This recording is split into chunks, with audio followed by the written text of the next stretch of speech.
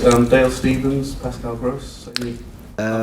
No, both will miss the game.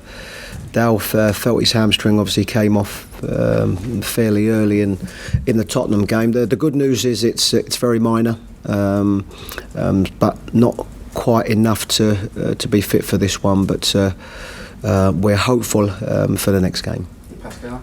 Similar, again, is not quite close enough for this one, but we're hopeful of that next one. Yeah. Florian Ndone, I want to talk about whether he might get some minutes in this one, maybe even start. What's the story with him? Is he going to be involved? No, he's fit. It's been a difficult time for Florian, where he came with an injury which we knew about, which sort of delayed his pre-season, picked up a very slight injury in pre-season, which sort of dragged on a little bit. So he hasn't had too many games under his belt. He played in an under-23 game, of course, a couple of weeks ago. So he is available, and it's just the decision with what we have and the competition that we have when he plays a part.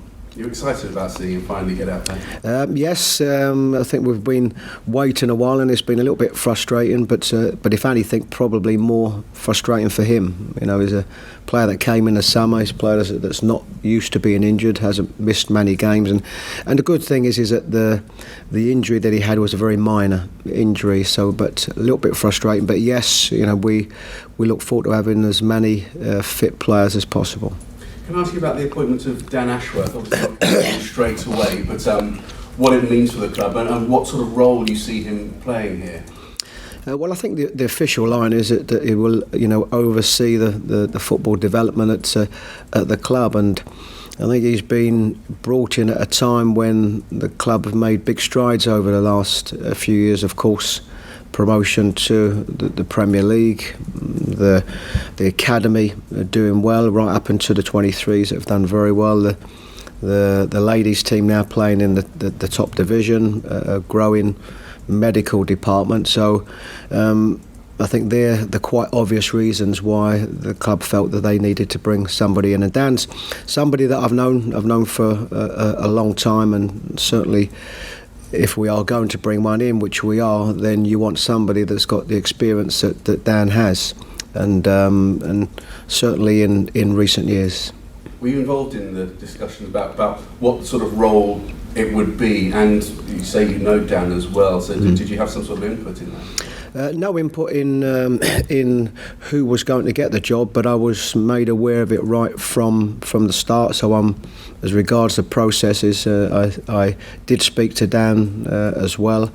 I was certainly made aware, I say, from the start why the club wanted to go down this route. But so no, not as regards picking the individual. No, but as I said, Dan's somebody that I know well, and I think as regards the role, it's, you know, the game is, you know, it's very much changing, and you know, you can have a chairman that's you know, very involved in the day-to-day runnings of the club, or one that's not, you know, a head of recruitment or a chief scout. So I think certainly it's not about the title, it's about the job spec itself. What sort of relationship do you think you'll have with him once he's here and working? How will it work in terms of what he's doing sort of around the club in general, then you concentrating on the first team? But will there be a connection between the two? Will you have discussion? I would like to think so. Dan's somebody that has a lot of experience in the roles that he's had, in particular, of course, at West Brom for a number of years, and then of course with the FA. You know, my boss as such will still be Paul Barber. Paul Barber will be the one that I report to.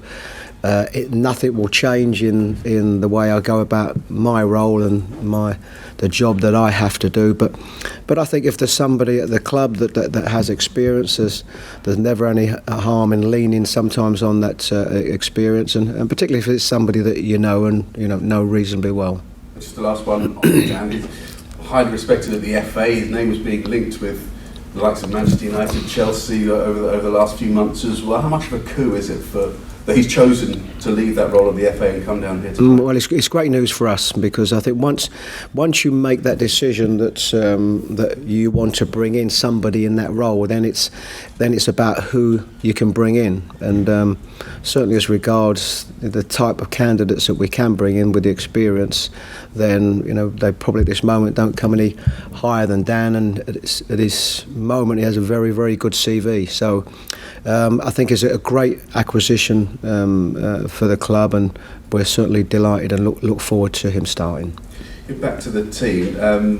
Last few games seem to have needed to go 2 goals down before they really sort of kick into gear. How much worry has that been? And the best performances seem to have been only after you've come from behind or found yourselves 2 goals down.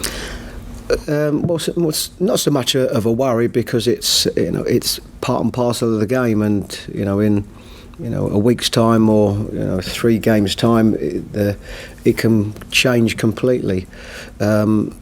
It's just making sure that we are always in the game, and certainly in the 2 games. I think even before the Tottenham game was a little bit different. I think if we looked at the Southampton game, it was probably our poorest start. I think they were that much better than us. But in the Fulham game, I think we started the game very, very well. So it's about making sure that in them periods of time that you don't concede. So probably the concern would be a little bit more of conceding in that period as opposed to that part of the game.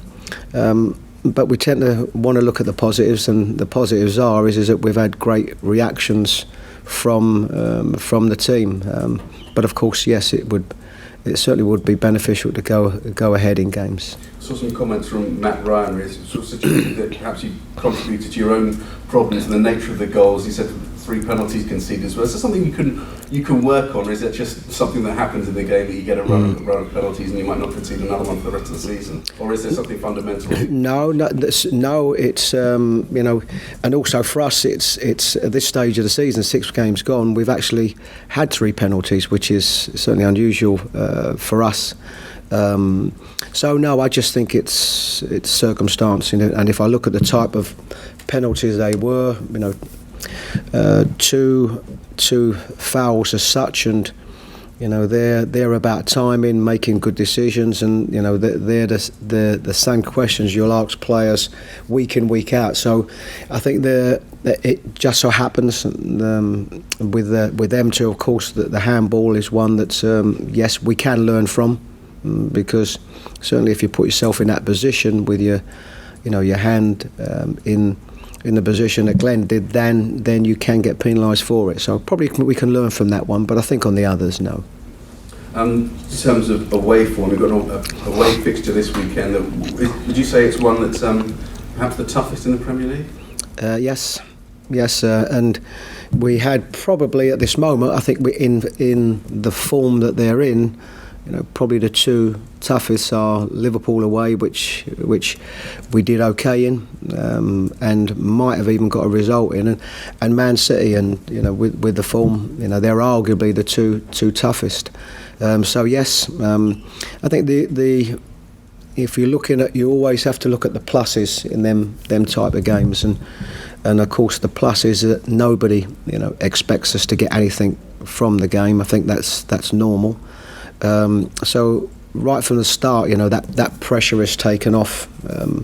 But it's a game that we want to stay in and do as well as we can, and that's the great challenge that the players have.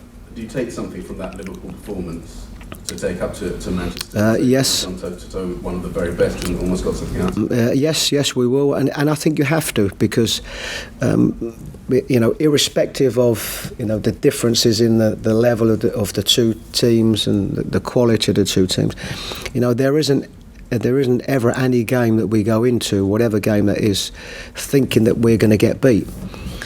Now, I know the law of averages says that we will, but you can never go into any game thinking that way.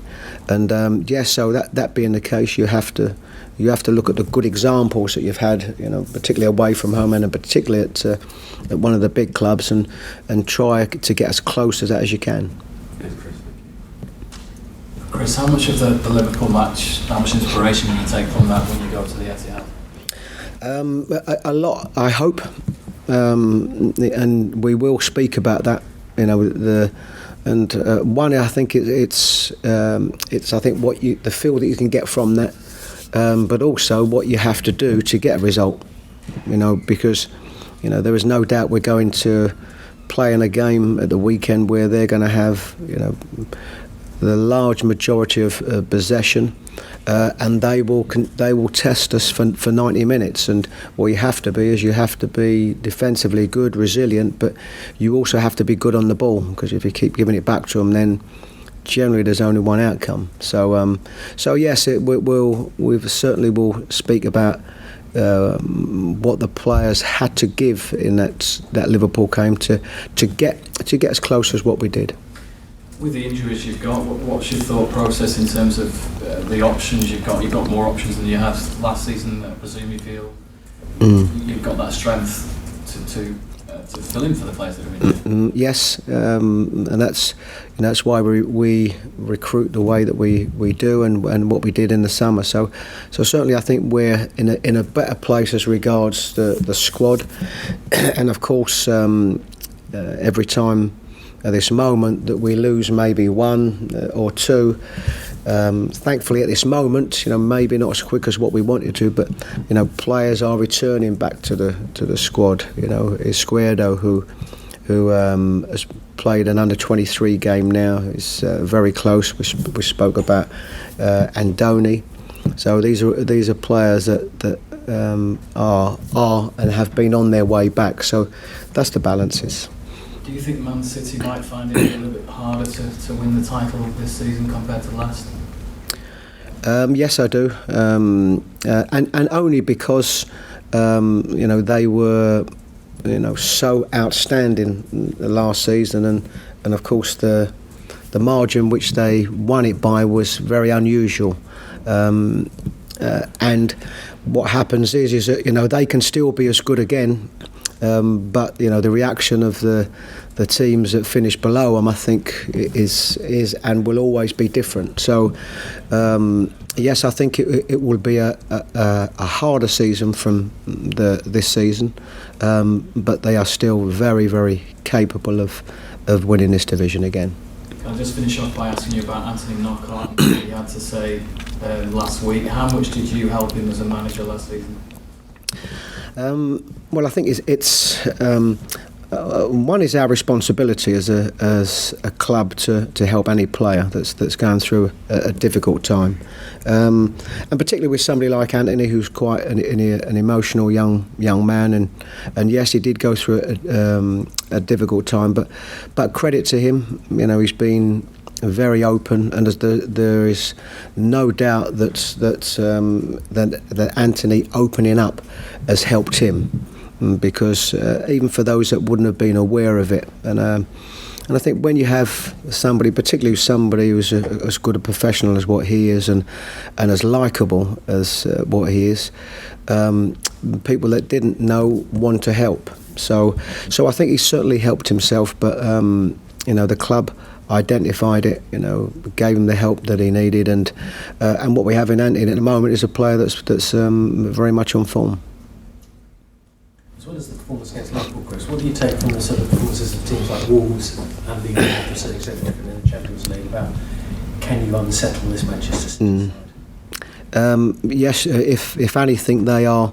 If in our preparation going into these games, if anything, they are more the type of games that you look at than Manchester City playing against one of the top 6 teams.